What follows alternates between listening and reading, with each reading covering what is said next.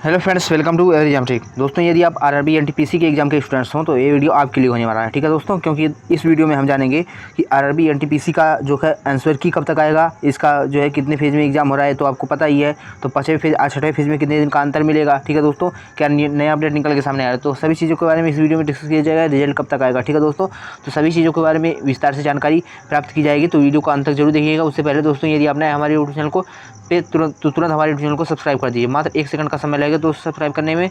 उसके बाद आप हमसे जुड़ जाएंगे। फिर कोई वीडियो मैं अपलोड करूँगा आरआरबी एनटीपीसी से संबंधित, तो उसकी जानकारी आपको सबसे पहले मिल जाएगी। ठीक है दोस्तों, चलिए शुरू करते हैं और जानते हैं क्या चीज़ें हैं। दोस्तों, सबसे पहले तो यह बात कर लेते हैं, बहुत सारे स्टूडेंट्स ये पूछ रहे थे कि सर जो है जितने लोगों का एग्ज़ाम हो चुका है पहले फेज़ में या दूसरे फेज़ में, तीसरे फेज़ में, चौथे फेज़ में, 5वें फेज़ में हो रहा है एग्ज़ाम। ठीक है दोस्तों, तो यहाँ पे बहुत सारे स्टूडेंट्स के ऐसे कमेंट आ रहे हैं कि सर बताइए कि आज जो इनका एग्ज़ाम हो चुका है उनका आंसर की जारी कर दिया जाएगा पहले ही कि सभी का एक साथ जारी होगा। ठीक है दोस्तों, बहुत सारे कमेंट आए थे।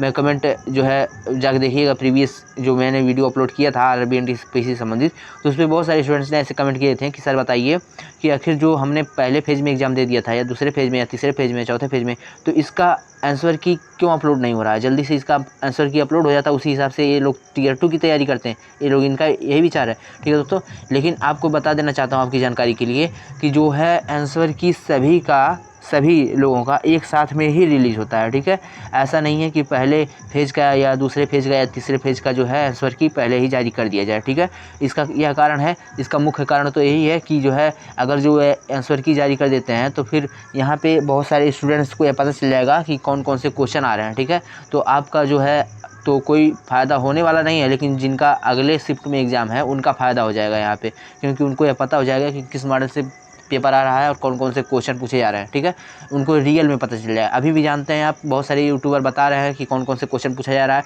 लेकिन वहाँ पे कुछ ना कुछ संशय बना हुआ है, लेकिन वहाँ पे एकदम क्लियरली आपको पता चल जाएगा कि हाँ यही चीज़ पूछा जा रहा है। ठीक है, तो वो चीज़ें नुकसानदेह हो सकती हैं।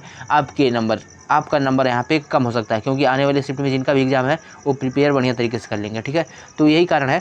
और इसका जो भी आंसर की रिलीज़ होगा सभी लोगों का एक साथ ही होगा, चाहे जितने फेज़ में एग्ज़ाम चले उसे नहीं मतलब है। ठीक है, तो सभी लोगों का जो है आंसर की एक साथ ही रिलीज होगा। अब दोस्तों, बहुत सारे यहाँ पे देखते हैं क्या चीज़ें नए अपडेट हैं और कब तक आपका 5th फेज़ या 6th फेज़ में क्या अंतर मिलने वाला है। ठीक, तो यहाँ पे जो 5th फेज़ या 6th फेज़ का एग्ज़ाम होगा दोस्तों, आप जानते हैं कि 5th फेज़ का एग्ज़ाम जो है आपका 27 तारीख तक चलने वाला है। ठीक है, 27 तारीख तक चलने वाला, 27 मार्च तक। आप जानते हैं 29 मार्च को जो है होली है, 28 मार्च को रविवार है, छुट्टी है। ठीक है, तो यहाँ पर आपका जो 5वें फेज़ 6वें फेज़ में गैप देखने को मिलेगा। नियर अबाउट्स यहाँ पे 2 से 3 दिन का आपका गैप निश्चित तौर से देखने को मिल सकता है। ठीक है दोस्तों, तो आप ये मान सकते हैं कि जो 6वां फेज़ एग्ज़ाम होगा वह 31 मार्च से या फिर 1 अप्रैल से चालू होने की संभावनाएँ 99% है। ठीक है दोस्तों, 99% संभावना यही है कि आपका एग्ज़ाम इसी के बीच चालू हो जाए। ठीक है, अब यहाँ पे अगर अलग कोई कारण बनता है तो फिर एग्ज़ाम डिले हो सकता है, लेकिन अधिकतर संभावना यही है कि आपका एग्ज़ाम या तो 31 मार्च से 6वें फेज़ का एग्ज़ाम चालू हो जाए या फिर 1 अप्रैल से। ठीक है दोस्तों, तो ये थी जानकारी। और यदि कोई और जानकारी चाहिए होगी तो कमेंट बॉक्स में लिखिएगा, उसको भी दूर करने का प्रयास किया जाएगा और उसको भी देने का प्रयास किया जाएगा। ठीक है दोस्तों, तो फिर मिलेंगे अगली वीडियो में नई जानकारी के साथ, नए अपडेट के साथ। तब तक के लिए धन्यवाद, थैंक यू।